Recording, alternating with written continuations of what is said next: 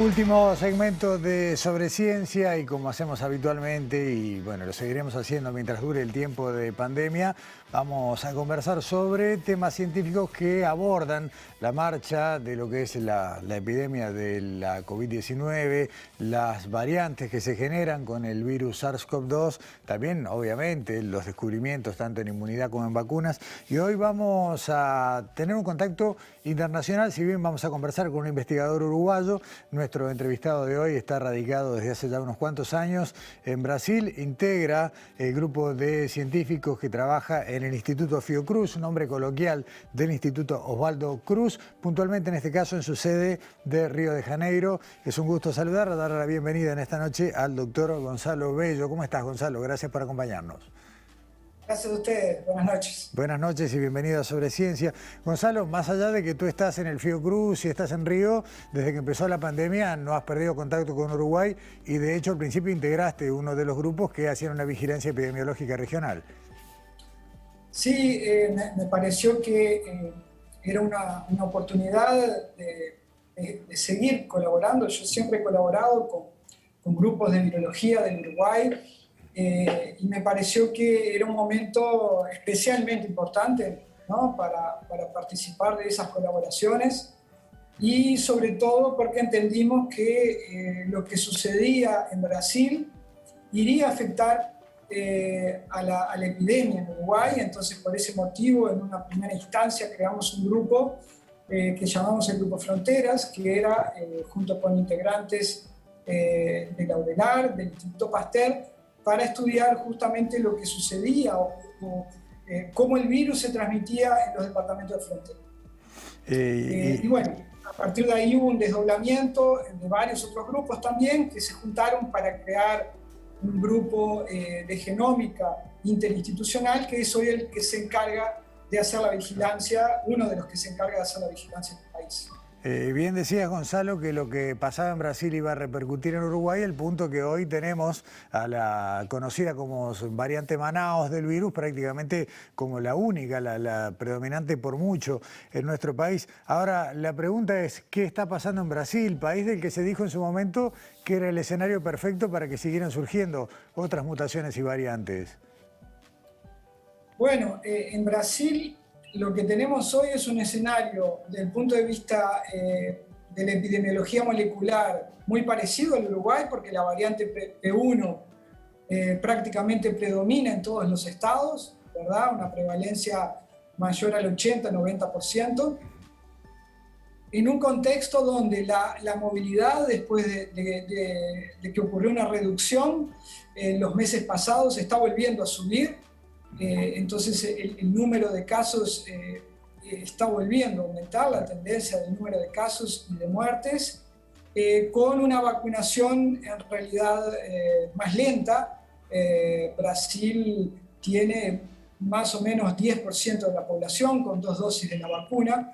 Entonces es una situación complicada porque tenemos transmisión de una variante que es más transmisible, aumento de movilidad y una cobertura de vacunas aún baja.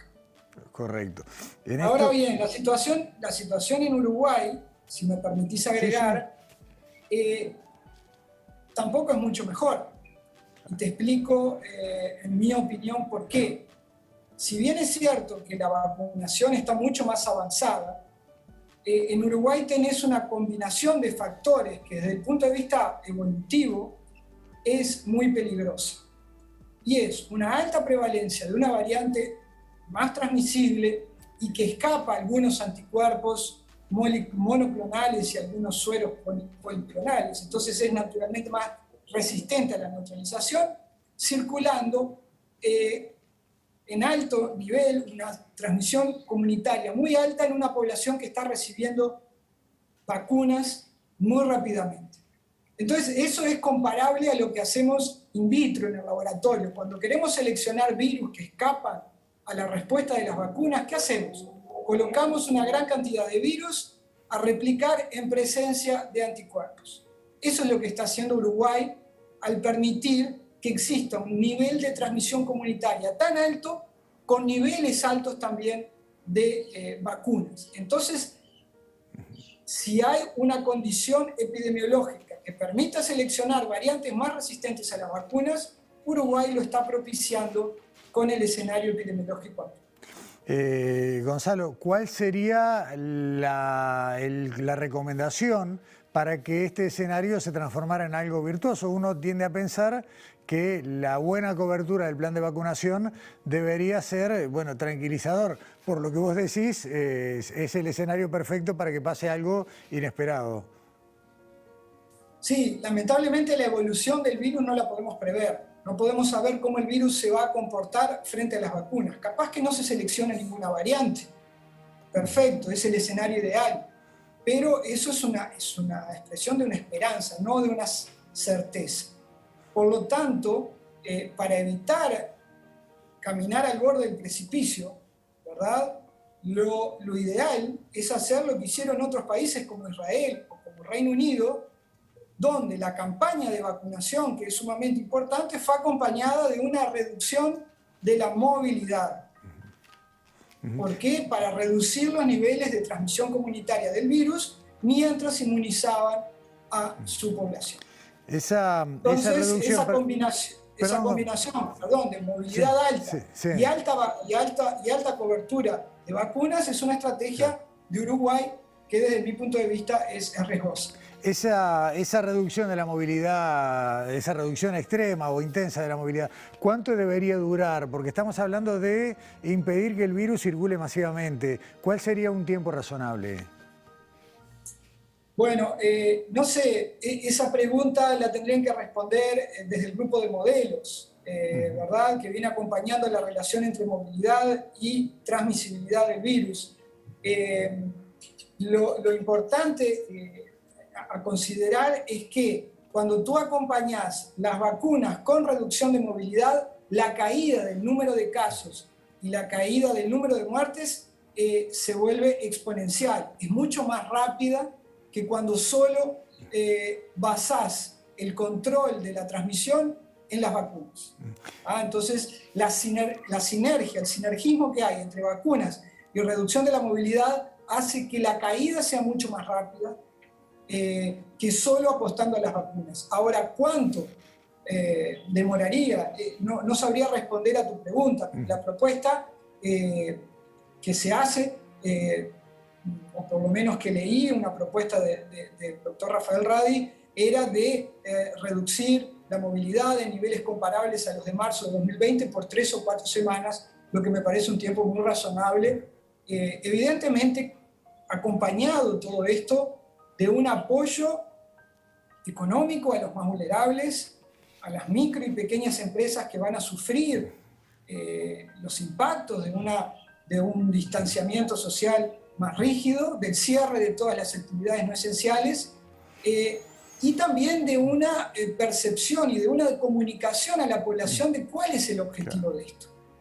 Porque para que esto funcione, la población tiene que adherir. Y yo no tengo ninguna duda de que la población uruguaya, así como adhirió en marzo del 2020, si tiene claro cuáles son los objetivos y que el objetivo principal de todo esto es hacer con que las muertes se reduzcan exponencialmente y la situación se vuelva controlable en lo epidemiológico, yo no tengo dudas de que la población uruguaya, si tiene los apoyos necesarios, respondería al pedido, digamos, de este acuerdo, ¿no?, político y social. Gonzalo Bello, por hoy la dejamos por acá por una cuestión de tiempo. Me quedan unas cuantas preguntas y seguramente tengamos oportunidad más adelante de avanzar. Ojalá que en un escenario un poco mejor. Bueno, yo creo que no tenemos que... para que sea un escenario mejor tenemos que trabajar para que sea. Entonces esto depende de ustedes, depende de la respuesta, no depende de factores al acaso. Así que si hacen las cosas, corrigen el rumbo necesario, seguramente nos estaremos hablando en una situación epidemiológica mucho mejor. Desde el Instituto Fiocruz, allí en Río de Janeiro, Gonzalo Bello, muchas gracias y buenas noches. Muchas gracias a ustedes. Cerramos este sobre ciencia y me quiero ir simplemente reflejando un poco lo que decía Gonzalo Bello.